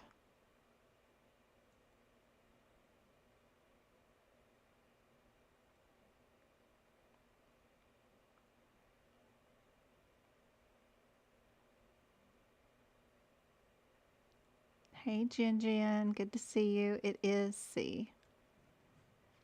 Very good. There's your in-STEMI. Yep. They tried to make it super wordy to make you think there might be 3, but there's just 2. All right. When I see this, I already know what my answer is. Do you guys know what your answer is already?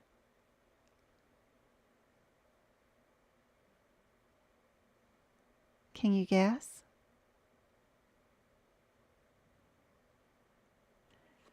Hey, Queen. How's it going? Good to see you. Hey, Jen. Yes. Why is it C? Why did you pick C? Why is that significant? What's different about that answer than the other ones?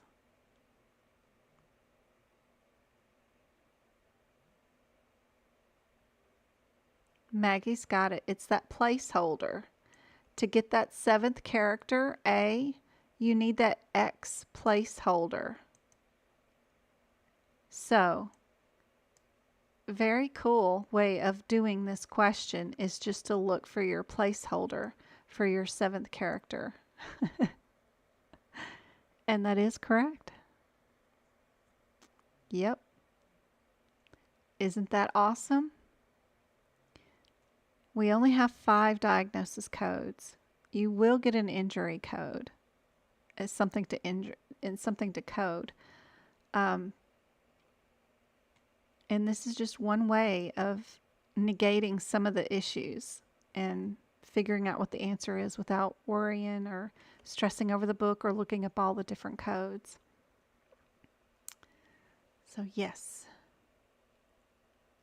never go past 7. Not yet. Wait till we hit ICD-11. Every other country on the planet is already in ICD-11. ICD-10 is well over a decade old. We're the only country on the planet not using ICD-11, and those codes start out at least 15 characters up to 26. So we're going to have fun when that changes. But for now, until we get our lazy bones moving, yes, we only have 7. But look at it as an opportunity, my dears, because when ICD-9 switched over to ICD-10, I doubled my income because I wasn't afraid of it and had already learned as much as I could or pretended that I knew enough. So if you want to double your income, start copying down all the new codes for ICD-11 and save them as a PDF or something somewhere. What do you think the answer would be with these? Just thinking about my process of similarities and then my process of what the answer would be based off of what you've eliminated. What's the answer?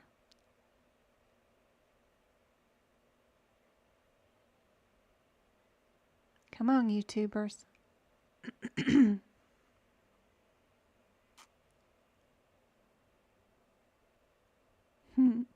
So if we're looking for similarities, we like the C49s, right? But we know that a 9 is usually not the answer because it's unspecified. But we've got every other answer in our throwaways that ends in the number 1, which is like pointing to that answer. So you know your answer is more than likely the C. Yep. Which is an easy way to answer these questions without having to read all this loveliness. And there's your answer. Love doing it this way. Yes, Charisse, yes. Look for similarities first, 49 and 49. Then rational out in your head. Nines are usually nonspecific. AAPC wants a specific answer for a specific diagnosis most of the time. Also, the ones that you threw away are pointing you to the right number. Yep. In some way, fashion, or form. That is a learned thing to look for. Please practice it. It's something that I make look easy, but it's hard to see the first time you try to do this without me. So please utilize those practice exam questions. Try to do it this way. Even if you don't have the practice exam questions, I have 300 or more 2-hour-long videos of practice questions. You can hit pause on the screen as soon as I present you with some answers. I always do my answers first. Then you can pause the screen, work on that process of looking for similarities and looking for the correct answer without even trying to read the question, and then hit play on the video and then go through the steps. Got thousands and thousands of questions that I have shown that y'all can practice with too. So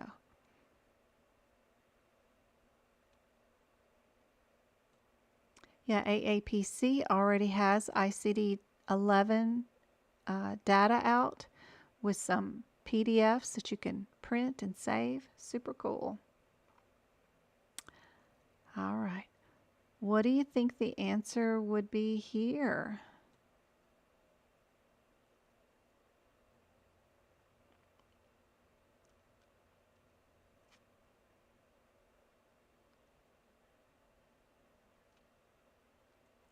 We've got this 8, 3, 12 in 3 of the answers.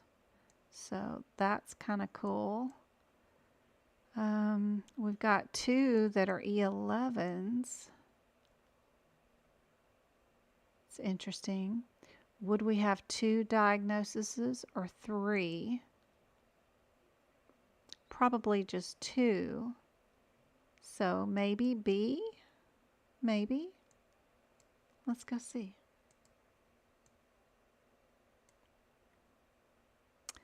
Preoperative, postoperative diagnosis. We've got diabetic neuropathy,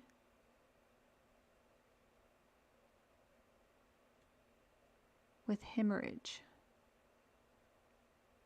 without edema.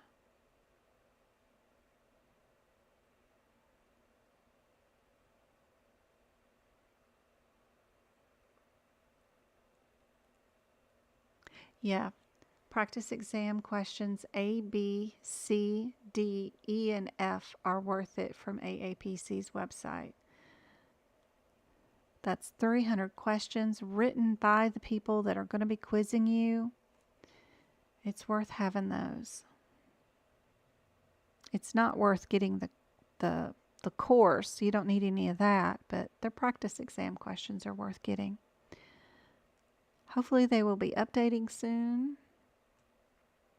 It is B. Look how nice that is. And stress-free to answer questions. Is to look for similarities, rationale out. Usually the answer, if it is a difference between 3 diagnoses and 2, it's always a smaller amount. Just these things that I've seen over the years. Not always. Nothing is ever 100%, but it's a good bet. If you are running out of time, this is a great technique. Instead of just picking C. And bubbling. That is it. That's all I've got prepped for you guys. Any questions? Anything that anybody wants to see or go over? Where are those videos located? So let's see, where am I at? Yep. My YouTube channel, for goodness sakes, I've got a ton of videos. I have, my goodness, I don't even know how many. Oh, let me go to my playlist. That'll help. So I have 64 videos that are just short tips, advice. One of them I added today, which is really cool. And those are, no more than 7 minutes long. My live lessons, Monday, Wednesday, Fridays, direct YouTube is now a new one. And this is my second one of doing it, where you get to see dual screens of my book and of the question.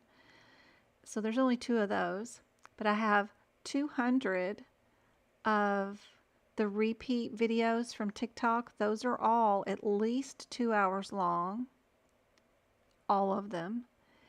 The book prep is what my paid YouTube subscribers get. That is $5 a month, and you get to watch me go through the 2023 book and do all the individual CPT book prep stuff. They also get the Advanced Duck Practice Fridays repeat plays. They have one of those so far. That one was 2 hours long. They also get the workshops, which are 3 hours long with 70 questions each. There's no visiting, talking, or yelling at my kids. I have 14 of those right now, and those are 3 hours long. And then they got the ICD-10 guideline book prep, first 10 pages. But that is for the paid subscribers. But the free for everybody is the 64 and the 198. And these are all 2 hours long. Just fast forward till you see a question pop up with the answer presented first, and hit pause and start working on that process of elimination, looking for similarities, looking for coding irregularities, that kind of stuff. Watch all the short videos, because I have a whole series on E&M, back to basics, where I even talk about what's the difference between a new patient and an established patient. What's your default? What if you don't even know if your patient is new or established? There's a guideline to that, and they might test you on that. It goes through everything, including all the stuff and the hard stuff that's on that page 17 or page 8 of the new book about that graft. I go through each column and tell you what it's all made. So that E&M series is pretty cool. But that's all free.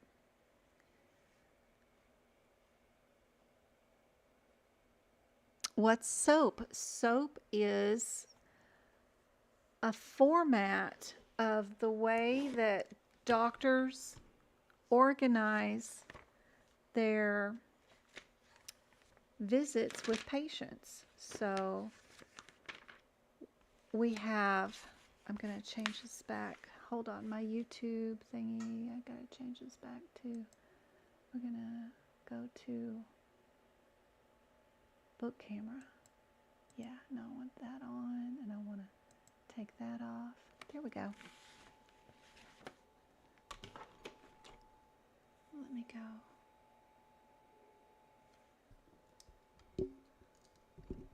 TikTokers, you're going to have to turn your camera sideways. So, SOAP means subjective, objective, assessment, and plan. And that's how we organize a patient's chart. What did you come in for today? I have a sore throat or an itchy bottom, whatever. Then presenting situation, what does the doctor observe? Yep, they got a rash on their bottom. Yep. You give them an assessment, then you make a plan and finalize your diagnosis and order prescriptions and all that kind of stuff. So that's what our SOAP is. It's just a way to organize data for a patient's chart.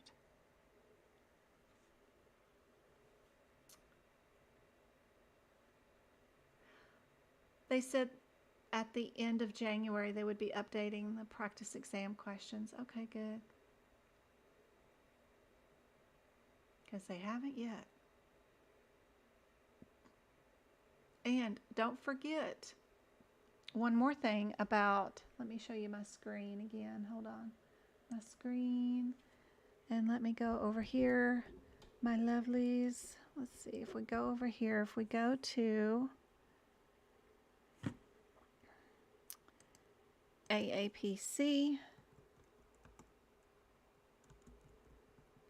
Knowledge Center. Go to their Knowledge Center. If you don't know something about something, go to AAP's Knowledge Center. You don't even have to be logged on. All you got to do is go over here to the side thing. It's free, 100% for everybody. And write in ICD 11. If you want to know how to do repairs, whatever, but they have all the material. They have all kinds of stuff you can start watching way back that will tell you what the new diabetes codes are going to look like, what the new hypertension codes are going to look like. It's super cool. Super cool. Like they're going to, let's see, I knew I read one of them right here about what the new codes look like. What's the future hold for us? Blah, blah, blah. That's not it. I bet it's the one right before it. Change. It's all about change. So, time to change. Yep. We will be able to cluster code. We're going to be able to cluster code. That means if you have a diagnosis of a duodenal ulcer that also acutely hemorrhaged, your diagnosis cluster code is going to be that. We're going to have ands. We're going to have forward slashes. We're going to have the dots. We're going to have placeholders. Oh yeah. We're going to have fun. So this is what our hypertension used to be in ICD-9. When we went to ICD-10, it went to I-10. And when we go to ICD-11, it's going to be BA00. So, can't tell you enough about how cool AAPC's Knowledge Center is. I love the fact that you don't have to go or be logged on. You don't even have to have an account. You don't have to have your membership paid up. So let's say you wanted to know something about sepsis coding and you were questioning, how do I code sepsis? Just type it into their Knowledge Center. It's awesome. Now they've got their article up right here. Click on it. See what it says. I love it because they also give examples. This 79-year-old patient who blah, blah, blah has this, that, and the other thing, and the doctor writes possible sepsis. How do you code it? Well, they tell you right here how to code it. And they tell you what the MSDRG is in case you need that, Miss HEMA people. But love it. So their Knowledge Center is great if they wrote an article about it. They don't have articles on everything, but they do on a lot of stuff. And I find a lot of those examples happen to be in the exam or scenarios that you're talking about that were on your exam.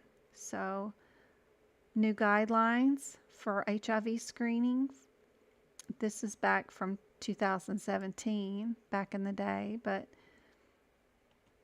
we've probably got 1 million articles on COVID because that was all in the new. Let's see, what else could I put in? Fracture infections, because that has its own way of coding. Oh, I got vitamins. Probably can't help us there. Sometimes they don't have changes.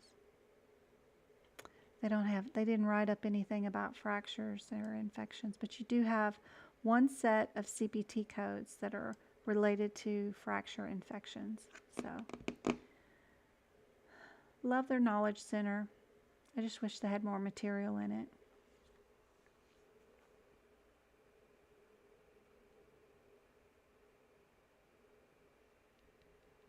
Yes, there is a section on E&M for sure. In our Discord group, there's also one for CPT coding, one for HipPix, one for anatomy only, all kinds of stuff. Thank you, Twinkle, for writing all that out for the soap notes. Ooh, I bet they have a thing on soap. Soap notes. Yeah, look, Knowledge Center. Clean up E&M documentation with a soap note. Tell you all about it. What it means. What it stands for. What's inside each part. There's your subjective. Location, duration, severity, quality, context, all that stuff. And look, give you examples. There's the objective, there's the assessment, and there's the plan. Love it. Super cool. The other thing you can do while you're here, now you do have to have your membership paid, but I think I gotta go here. Hold on just a sec. I gotta go here because I'm logged on this email.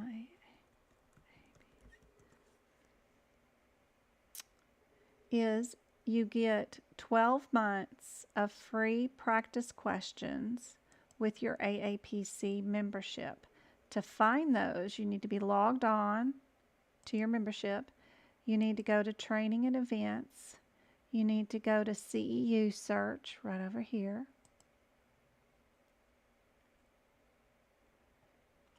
You need to go to low cost right here. You need to go to test yourself exercises right here. They don't make it easy. And then you've got just January showing up right now, but you do have all of last year's test. You can click on these tests. You can do these tests. Try not to get every answer right. Miss like 5 of them on purpose until you get your CPC, because you're going to need these, because these create you certificates of certification, like that your CEUs that you're going to need to complete after you get your certification. So find you 5 questions in each one that you don't want the correct answer for. Go on and do these. There's 20 questions in each magazine that's completely free. You do get rationale with each one of them too, which is super handy dandy. But you can save these and work on these questions to practice with for your certification. Just remember not to do them all 100% complete, because you're going to need them. But if you don't need these CEUs and you want them, you've got these all free. You can only go back for the last 12 months to capture them. We used to be able to go all the way back forever, but they figured out somebody was capturing them and reselling them in their books on Amazon. So they've tried to limit that, but they're still being stolen and sold. But anyway, they're all right here. They're all free, and you can practice with these. So be sure and do that too. Then you also, instead of buying a course or anything, I recommend going to their course, buying their questions that you practice with. So all of your exams A, B, C, D, E, and F. Buy all those, practice these as much as you can. It doesn't matter. You don't need to save time and do all 50 at once. If you have time to do one question, answer the one dang question, go down and hit grade. No one's going to keep score. No one knows what you're making on this. Get your rationale. Write your notes in your CPT book. Use these over and over again. Also, when you do have time, find out why the wrong answers are wrong for every one of the wrong answers. Look them up. Look up every single one of the codes and see why it's not the same as this one and why it wouldn't be that answer based off their wording when you have time. But utilize all of these questions. Work them all up. Every single one of them. They are going to be just like what you need. You need to know, do I do my symptoms first or do I do my injury codes first? There's a reason. That's because there's a guideline here. So that's the reason why they have that question there. Yep. Anyway, these are paid for. It'll cost you probably $150 for all of them, for all the exams, but it's worth it because these are going to be most like what you have.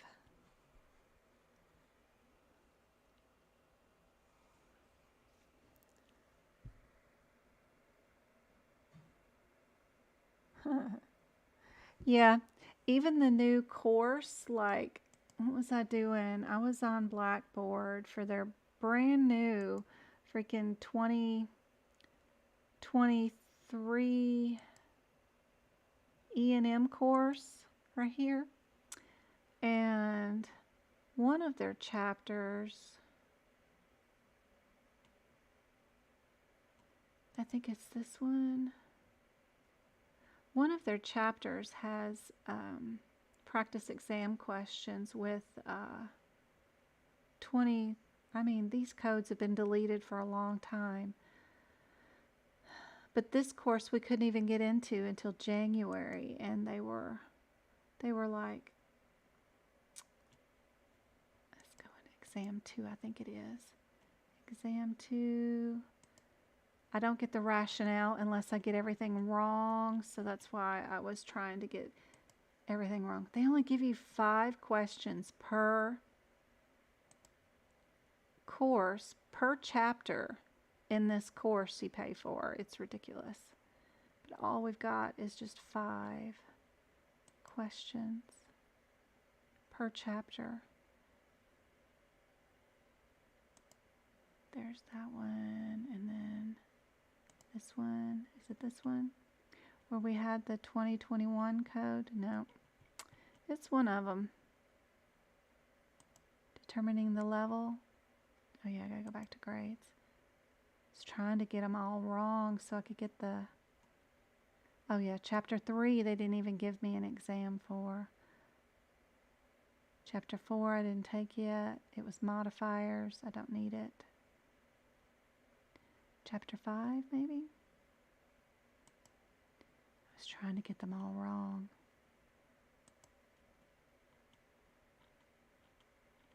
I don't know, we had a 2021 modifier.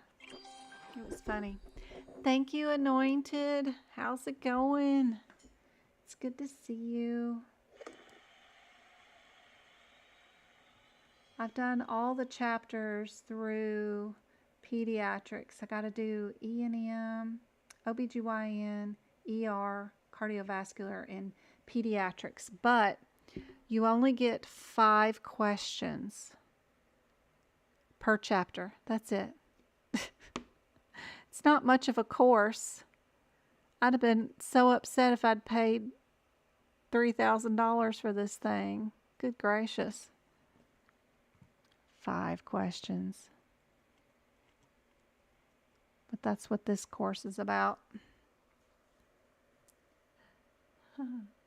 Thank you, Twinkle.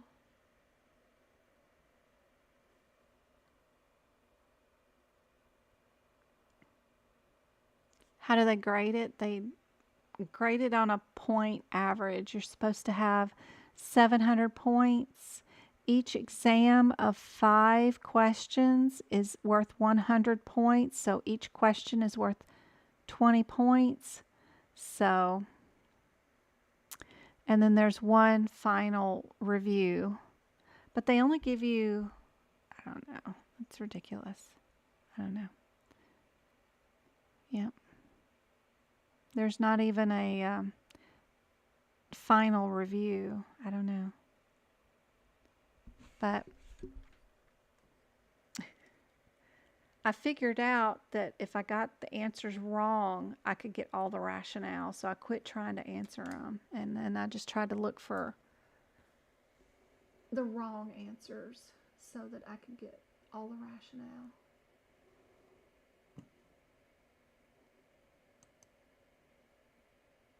Let's see. We got the book. Yep. In our Word document, maybe? I don't know which Word document I got on. But I got to go finish and do some more book prep. Almost done with this E&M section that I can get that posted. It's just, I'm going to need a ton of whiteout to white out opposite sides of the notes because the papers are so thin and people can see even just the typing. I didn't even write anything on the other side of this page, but they can see the print underneath, and taking a picture of this and turning it into a PDF, they think something's underneath there. So it's awful how thin these pages are. Can you go over what's been on the exam in the last 45 days?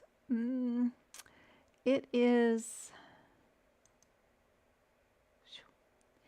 I have somebody I saw on TikTok sent me a list of their items that was on the exam that I have to get off of TikTok and put over here. So that's not on here. I saw it today. This is 90 pages long now. It encompasses everything I've captured for all of 2022 that was on the exam. Nobody has taken it in 2023 yet. I don't think that happens for another week or two. I'll start removing the stuff from January and February when I start getting that in and trimming it down some. But I can go over the latest stuff that we had, which was, what did we have? They had this, oh, I'm not showing it on YouTube. Hold on. Screen that. This Appendix E questions seem to have been on there. D. That's the bonus material for the CPMA. So I posted this one today, right? And then this one was which appendix has the modifier 51 exempt in it? That's where the Appendix E comes in. We had this question somebody said was on their exam about the lymph nodes. The C81 through C85 ended up being A. We had this one. A coding professional may assume the cause and effect relationship between hypertension and which of the following complication. This exam question is always on the exam. I know MK was hunting for this one particular question. The answer is C for this one, both heart disease and kidney disease. So it's not just one, it's both. And a lot of people end up picking kidney disease.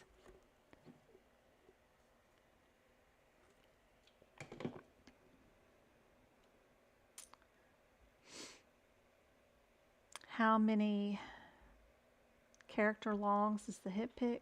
Yeah. What does HIPIX stand for? That was on my exam. Was it hospital or healthcare? Was it common or coding or complete? Procedure, proper, protect, or procedure? So yeah, it gets crazy.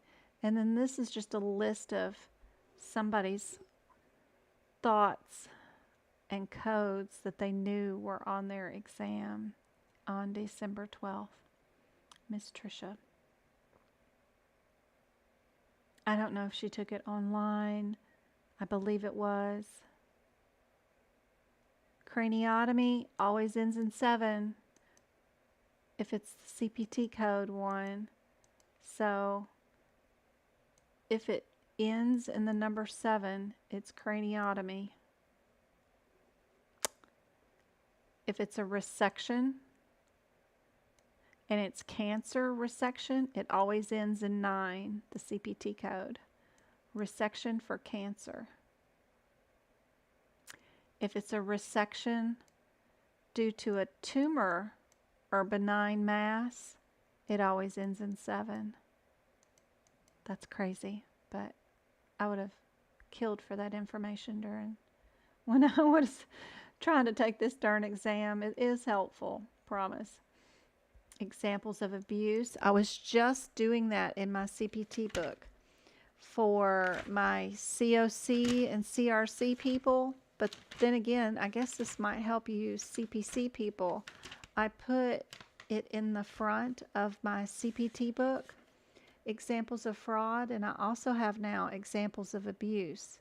Like abuse is like excessive charges, where fraud is billing for non-furnished supplies and services. So I put tons of examples of that kind of stuff.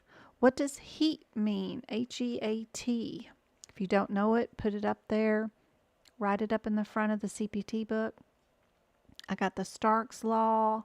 I got the physician's self-referral law or the anti-kickback law listed. I got the whistleblower thing listed. I got the FCA listed. I have the OIG, CMS, HHS, and AOA. Be sure you know what those are. When did ORT go into operation? 1995.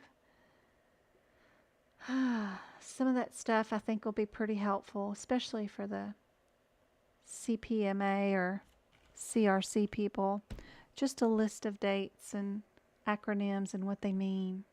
Super helpful.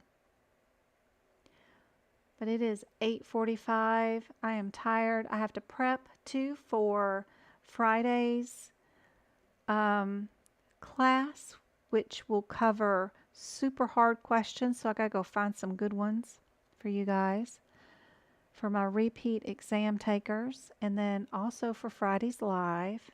I gotta start working on my presentation for the January 15th workshop, which is going to go over all 17 sections of the E&M's or the certification exam with what you need to know out of each chapter or each section of it, so that you know what you need to have in each section. And then we'll do a couple of questions, like a couple of compliance questions, a couple of E&M questions that are super tough. So I got a lot of prep to do. Plus, I'm trying to pump out all these new notes for 2023. Everybody's wondering where those are at. So I got to finish all that. Everybody comes back into real job work next week too, come Monday. So I got to be present for some meetings next week. So gonna get off here. Yes, yes, yes. Workshop, workshop.